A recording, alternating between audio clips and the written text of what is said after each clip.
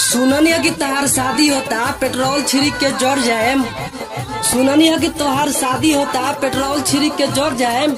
आइए जान जहिया तोहार बारात आई नु वही दिन फसरी लगा के मर जाए।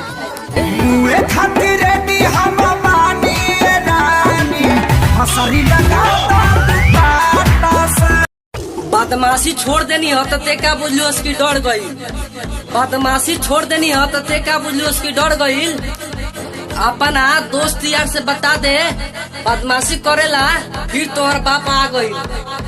अरे बेटा जिला सिवान हो, जब लड़की के चक्कर में जब मर्डर हो सकेला तो दोस्ती यारी के चक्कर में तो गदर हो जाई रे बेटा।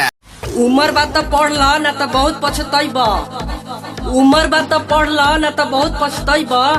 अरे बाबू सिवान जिला में मारपीट आ जहिया भेटा जी में तो बहुत लाख खइबा। अब सिवान